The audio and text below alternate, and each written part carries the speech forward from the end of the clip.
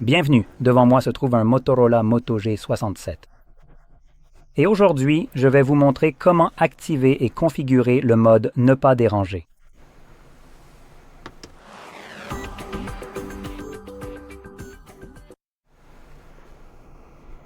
Pour commencer, vous devrez faire glisser votre doigt vers le bas depuis le haut de l'écran. Si vous avez une séparation entre les raccourcis et les notifications, assurez-vous de le faire depuis le côté droit. Cela vous donnera accès aux raccourcis lorsque vous faites glisser 2 fois. Maintenant, quelque part ici, vous devriez trouver le mode « Ne pas déranger » en supposant qu'il soit ajouté par défaut. Voyons si je peux le trouver.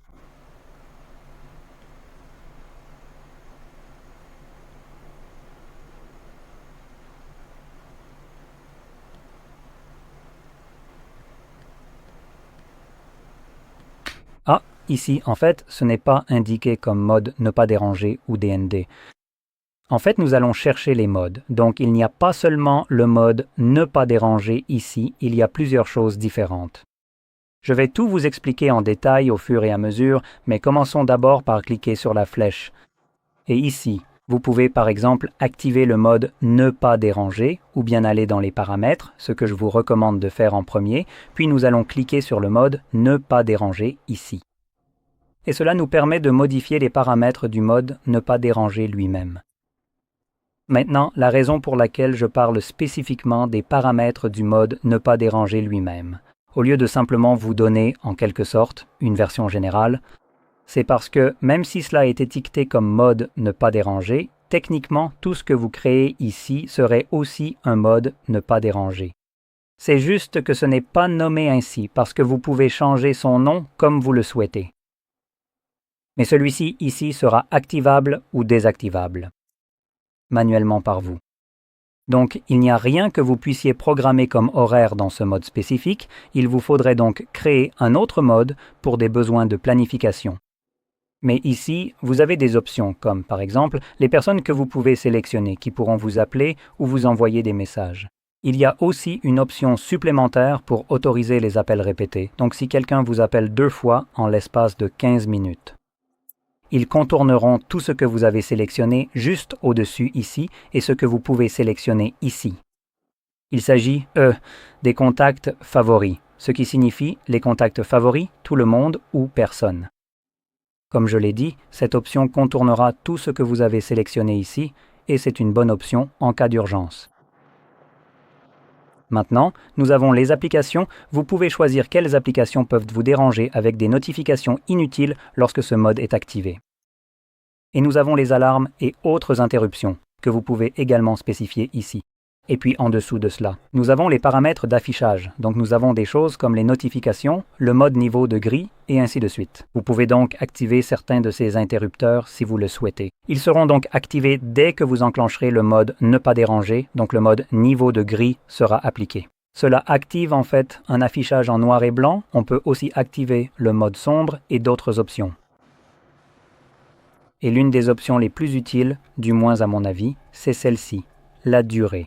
Pour les réglages rapides, cette option définit précisément ce qui se passe lorsque vous activez manuellement le mode « Ne pas déranger ». Par défaut, il est réglé pour rester activé jusqu'à ce que vous l'éteigniez, c'est-à-dire qu'il fonctionne indéfiniment si vous l'oubliez. Personnellement, je n'aime pas ça, donc je préfère le régler sur une durée déterminée. Moi, je le configure spécifiquement sur une période de 4 heures, comme ça cela couvre tous les besoins que je pourrais avoir, avec un peu de marge. Au cas où, si jamais mes besoins futurs dépassent ce dont j'ai besoin au moment où j'active cette option. Donc j'essaye simplement d'anticiper un peu pour l'avenir. Quelle serait la période la plus longue dont j'aurais jamais besoin? Et je pense que 4 heures, c'est largement suffisant. Mais vous pouvez aussi sélectionner la dernière option qui vous proposera ces 2 choix à chaque fois que vous essayerez de l'activer manuellement. Ainsi, vous pouvez à chaque fois modifier la durée pendant laquelle il fonctionnera ou choisir l'option jusqu'à ce que vous l'éteigniez. Mais personnellement, j'aime cliquer le moins possible, donc je règle sur 4 heures et voilà, c'est fait. Et maintenant, fermons simplement ceci un instant. Chaque fois que vous voulez activer cela, il vous suffit de cliquer ici, de cliquer là-dessus et c'est bon. Le mode « Ne pas déranger » est maintenant activé. Et une fois que vous avez terminé, vous pouvez aussi appuyer à nouveau dessus pour le désactiver, comme vous pouvez évidemment le faire. Voilà. Si nous retournons dans les paramètres ici, vous trouverez d'autres éléments qui devraient être ajoutés par défaut, comme par exemple l'heure du coucher ou la conduite. Vous pouvez les configurer, donc en gros, ce sont aussi des modes ne pas déranger. Mais pour des scénarios d'utilisation spécifiques, comme l'heure du coucher, lorsque votre appareil apprend à quelle heure vous allez dormir, par exemple en constatant que vous n'utilisez plus votre appareil.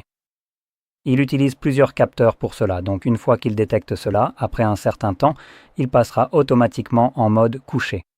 Le mode couché s'activera donc automatiquement, ce qui est en quelque sorte un mode ne pas déranger, et vous pouvez également le personnaliser et ici, je crois, configurer l'heure du coucher. Donc oui, nous pouvons sélectionner cela tout comme le mode ne pas déranger classique. Et vous pouvez aussi ici même définir l'heure précise si elle est incorrecte. Comme je l'ai dit, je pense que cela sera réglé automatiquement par l'appareil après qu'il ait appris vos habitudes, c'est-à-dire quand vous allez dormir. La conduite utiliserait des éléments comme la localisation GPS pour savoir où vous vous déplacez, à quelle vitesse, puis activerait automatiquement ce mode également. Et puis nous avons d'autres options, donc nous avons des modes personnalisés, vous pouvez en créer des spécifiques, vous pouvez définir un planning, et nous avons aussi simplement le mode personnalisé en général. Donc ce serait ce que je considérerais comme des modes programmés définis par vous. Maintenant, nous pouvons modifier les 3 qui sont déjà ajoutés ici. Ou nous pouvons en créer un supplémentaire nous-mêmes. Vous pouvez lui donner le nom que vous voulez et choisir l'icône que vous souhaitez pour celui-ci. Et cliquez sur Terminer. Et maintenant, nous pouvons sélectionner un planning ici. Nous avons des événements du calendrier ou simplement une plage horaire et des jours de la semaine. Ensuite, les applications de contact, les alarmes, d'autres interruptions et les paramètres d'affichage. Il n'y a maintenant aucune option de durée pour le réglage rapide. Comme nous avions dans le mode « Ne pas déranger », car ces modes sont conçus pour fonctionner spécifiquement selon un planning, et si vous le désactivez, cela signifie qu'il ne s'activera jamais à ce moment-là. Donc, lorsqu'il est activé, comme ceci une fois, lorsque 9h30 arrive jusqu'à 17h, ce qui, en ce moment, vous pouvez voir, c'est en fait déjà activé. J'ai le petit icône juste ici pour le golf pad, juste là. Celui-ci, donc, il est déjà activé. Vous pouvez aussi le désactiver lorsqu'il est activé simplement en appuyant dessus, car il apparaîtra ici, tout comme le mode normal. Voilà, c'est fait. En tout cas, j'espère que cela vous a été très utile. Et si c'est le cas, n'oubliez pas de liker, de vous abonner et merci d'avoir regardé.